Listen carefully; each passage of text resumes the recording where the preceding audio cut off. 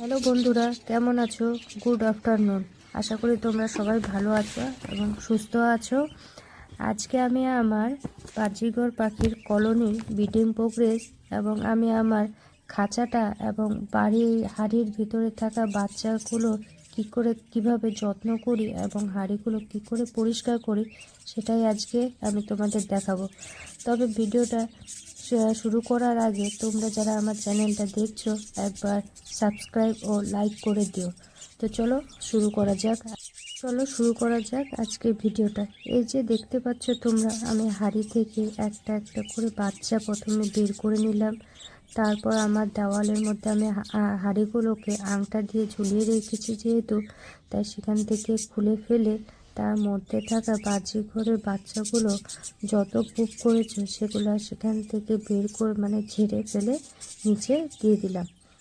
এবার তারপরে আমি একটা একটা করে বাজিঘরের বাচ্চাগুলোকে আবার সেই ট্রে থেকে তুলে নিয়ে হাঁড়ির মধ্যে দিয়ে ওদের যে জায়গায় ছিল সেই জায়গায় ঠিক করে রেখে দিলাম। এভাবে আমি আমার প্রত্যেকটা হাঁড়ি, যে দেখতে পাচ্ছ এখানকার বাচ্চাগুলো বেশ বড় হয়ে গেছে, আর 10-15 দিন পর এরা বড় হয়ে যাবে, প্রায় হাঁড়ির বাইরে চলে আসবে। তো সবাই দেখতে পাচ্ছ কত সুন্দর কালার বেরিয়েছে আমার হাঁড়ি থেকে। আমার প্রত্যেকটা হাঁড়িতে প্রায় 4টা-5টা করে বাচ্চা আছে। আমি সব হাঁড়িগুলোকে প্রতিদিন চেক করি যাতে ওরা ঠিকঠাক খাওয়া দাওয়া খাচ্ছে কি না, মারা ওদের ঠিকঠাক খাওয়াচ্ছে কি না, ওদের ঠিকঠাক যত্ন হচ্ছে কি না, কোনো বাচ্চা অসুস্থ হয়ে আছে কি না, বা হাড়ির মধ্যে অনেক সময় দেখা যায় যে 1-2টো বাচ্চা না খেয়ে বা কোনো কারণবশত হাড়ির মধ্যে মারা গিয়ে থাকে। তাহলে হাড়ের মধ্যে যদি বাচ্চা মারা যায় তাহলে তো সেখান থেকে দুর্গন্ধ ছড়াবে এবং পোকামাকড় জীবাণু ছড়াবে। তার ফলে কি হয় যে বাকি বাচ্চারা ওর মধ্যে যেগুলো থাকে সেগুলো অসুস্থ হয়ে যাওয়ার সম্ভাবনা থাকে। তাই আমি সপ্তাহে অন্তত একদিন আমি এরকমভাবে আমার খাঁচার প্রত্যেকটা হাঁড়ি দেখে দেখে একটা একটা করে হাঁড়ির বাচ্চাকে বের করে সেখান থেকে ওদের সব কূপ সরায় ফেলে এবং চেক করে নিই যাতে হাঁড়ির মধ্যে কোনো মরা বাচ্চা টাচ্চা আছে কিনা। এর ফলে কী হয়, আমার হাঁড়ির প্রত্যেকটা বাচ্চাই সুস্থ থাকে এবং ভালো থাকে। এই যে দেখতে পাচ্ছেন কত সুন্দর কালারগুলো বেরিয়েছে এবং আমার বাচ্চাগুলো কত সুস্থ সবল আছে। আপনারা যদি পাখি পুষে থাকেন, যে কোনো পাখি, তবুও চেষ্টা করবেন ওদের খাঁচাটাকে, ওদের হাঁড়িটাকে ক্লিন রাখার। এই যে আপনারা দেখতে পাচ্ছেন আমার হাঁড়ির মধ্যে একটা বাচ্চা মরে আছে, সে মনে হয় 1-2 দিন আগেই মারা গেছে, আমি লক্ষ্য করিনি। এবার এটাকে আমি খাঁচা থেকে ঝেড়ে ফেলে দিলাম। তাহলে কি হলো, আমার হাঁড়িটা পরিষ্কার থাকবে এবং আমার দুর্গন্ধ ছড়াবে না, বাকি বাচ্চাগুলোও সুস্থ থাকবে।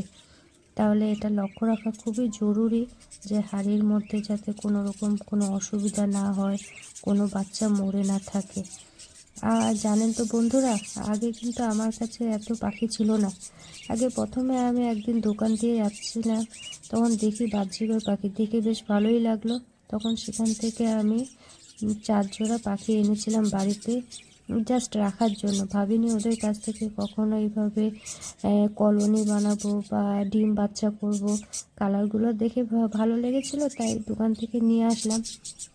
তারপর তো ওদের কাছ থেকে হারিয়ে দেওয়ার পর থেকে বাচ্চা বের হয়। এখন আমার কাছে যত পাখি আছে আমি কিন্তু একটাও দোকান থেকে কিনে আনিনি, সবগুলো আমার বাড়িতেই ব্রিডিং করা বাড়িরই বাচ্চা। এখান থেকে বেশ আমার ভালোই বাচ্চা বের হয়। আমার তো বছরে প্রায় 4বার তো আমি বাজিসে ব্রিডিং পেয়েই থাকি। এবং আর জানেন তো, বাজিঘর পাখি ছোট পাখি হিসেবে কিন্তু খুবই সুন্দর। এদের মধ্যে কালারের এত ভ্যারাইটিস আছে যা দেখলে মন একদম শান্ত হয়ে যায়। এত কালার আর আমার মনে হয় না অন্য কোনো পাখির মধ্যে দেখা যায়। বাজিঘর পাখির মধ্যে যত কালারের কালেকশন, যত রকম কালার দেখা যায়। আর একটা জিনিস কি বলুন তো, বাজিঘর পাখি ছোট পাখি হলে কি হবে, কিন্তু এরা দারুণ চঞ্চল, সব সময় খাঁচার মধ্যে কিচিরমিচির করতেই থাকে, মানে শান্তভাবে এরা বসে থাকতেই পারে না, এদিক ওদিক ছোটাছুটি সারাক্ষণ করতে থাকে খাঁচার মধ্যে। আর এদের তো বাচ্চা যখন হয় হাঁড়িতে, এরা তো আরও ব্যস্ত হয়ে পড়ে, সারাক্ষণ শুধু খাওয়া খাওয়া খাওয়া, খাওয়া খায় আর বাচ্চাদেরকে নিয়ে যায় আবার ফিড করায়। সারাদিন এই প্রসেস ওদের চলতেই থাকে। আর এই বাজিঘর পাখিরাও কিন্তু খুব পরিষ্কার, এরা কিন্তু নিজের বাসাকে নোংরা রাখতে পছন্দ করে না। এরা নোংরা হলে নিজে হাত পা দিয়ে কুকড়ে কুকড়ে নোংরাগুলো ঠোঁট দিয়ে তুলে তুলে ফেলে দেয়। তাই আমিও ওদের একটু চেষ্টা করি যাতে ওরা এই পরিশ্রমের হাত থেকে বাঁচতে পারে। বাচ্চারা যেহেতু হাড়ির মধ্যে আছে, তাই এই বাচ্চারা তো স্বাভাবিক খাবে আর পুপ করবে, এটাই নিয়ম। তাই যাতে ওদের কষ্টটা কমানোর জন্য আমি এই যে প্রসেসটা অবলম্বন করি, প্রতি সপ্তাহে একদিন করে বাচ্চাগুলোকে বাইরে বের করে তুলে নিয়ে তাদেরকে হাঁড়ি থেকে যত রকম পুপ থাকে, নোংরা থাকে, সেগুলোকে বের করে ফেলে দিই। এই যে আমার অ্যালবিনোর বাচ্চাটা কি সুন্দর না, কিউট না?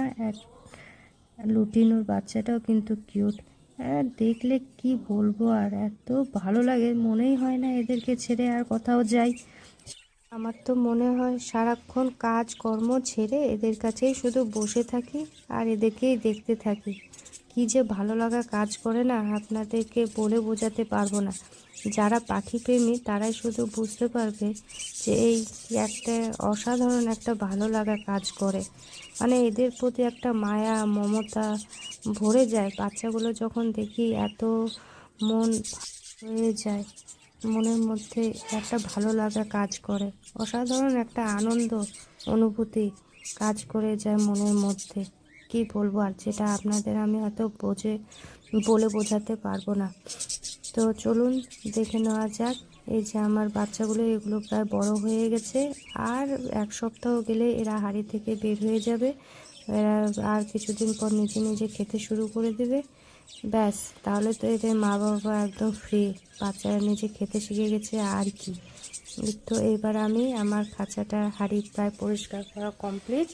এবার আমি আমার খাঁচাটাকে ঝাড় দিয়ে ওরা যত রকম পুপ টুপ নোংরা খাওয়ার তুষগুলো পড়ে আছে, সেগুলোকে সব মধ্যে পড়ে থাকা সব পুপগুলোকে এবার আমি ঝাঁটা দিয়ে আস্তে আস্তে করে সব পুপগুলোকে ঝেড়ে এক জায়গায় করব। তারপর এখান থেকে যত রকম নোংরা বেরোবে সেগুলোকে এক জায়গায় করে নিয়ে একটা বস্তা, দেখতেই পাচ্ছেন এই যে আমার পাশে একটা বস্তা, একটা নোংরা ফেলার যন্ত্র, যেটা দিয়ে আমি সে নোংরাগুলোকে ভরে বস্তার মধ্যে দিয়ে খাঁচার বাইরে করে ফেলবো। এইভাবে আমি আমার খাঁচাটাকে প্রতি সপ্তাহে পরিষ্কার রাখার চেষ্টা করি। আপনারা পাখি পুষে থাকলে বা যে কোনো পশু পাখি পুষে থাকলে তাদের খাঁচাটা এইভাবে পরিষ্কার রাখার চেষ্টা করবেন। এই যে দেখতে পাচ্ছেন এখন আমার পুরো খাঁচাটা একদম পুরো পরিষ্কার। এই যে দেখতেই পাচ্ছেন আমি আমার খাঁচাটা পুরো পরিষ্কার করে ফেলেছি। যত রকম নোংরা ছিল যা ছিল সব বাইরে ফেলে দিয়ে এসেছি, আর এখন আমার পুরো খাঁচা একদম পরিষ্কার এবং পাখিরা দেখে কি সুন্দর লাগছে না, বসে আছে শান্তভাবে। তো বন্ধুরা, আজকের ভিডিওটা এই অবধি। আশা করি পরের ভিডিওতে আবার দেখা হবে। সবাই আমার চ্যানেলকে লাইক এবং সাবস্ক্রাইব করতে ভুলবেন না।